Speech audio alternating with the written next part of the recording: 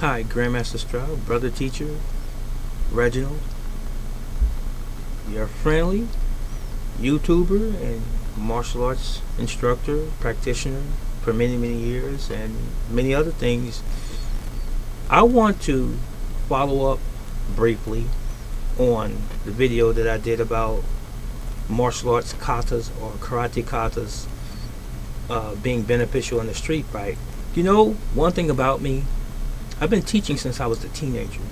About 14 years old, I started teaching martial arts. 13, 14 years old, I was teaching martial arts. I've been teaching martial arts since I was a child.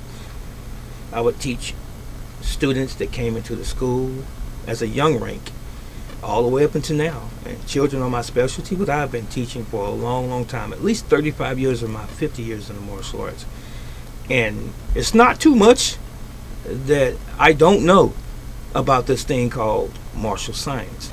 So with that said, I just want to say that I taught over 1,000 students in my life. I've taught at the Cincinnati Arts Consortium, various recreation and daycare centers and stuff like that, and been featured in a lot of things over the years. And I'm not bragging, I'm just laying some groundwork as to the validity of what I'm saying.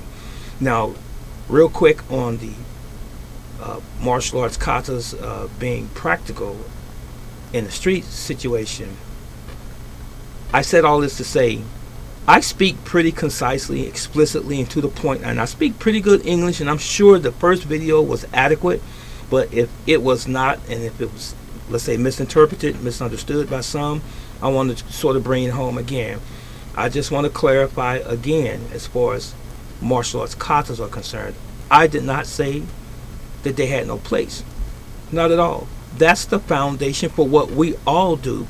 And honestly, whether you call them katas or not, some just call them sets, some call them forms, depending on what the discipline is. Aikido has katas. Kata is a Japanese, Okinawan term, if you will. Kata, form. Okay. So, Aikido has a regimen, a set of movements.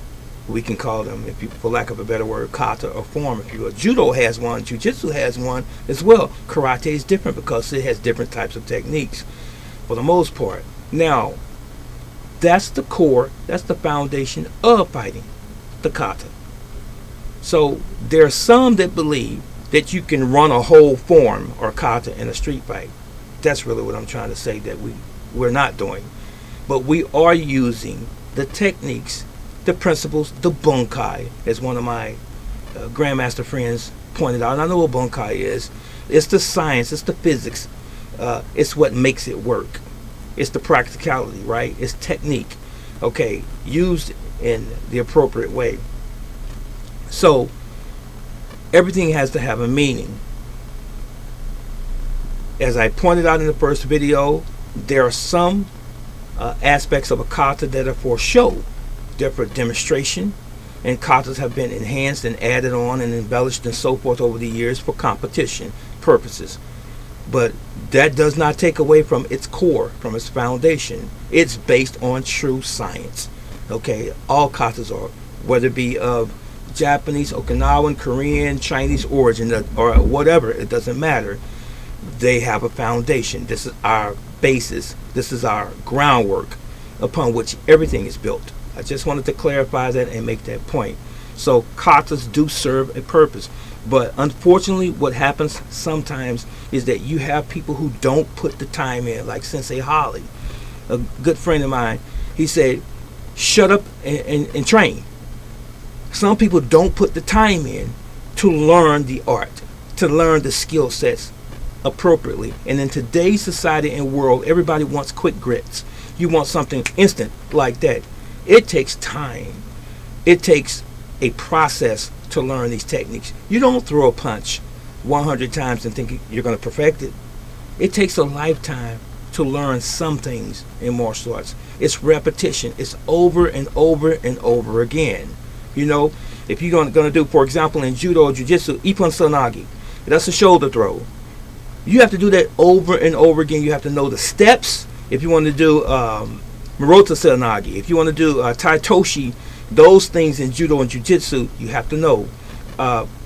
In karate, Zenku Sadachi, what is that? That's a front stance.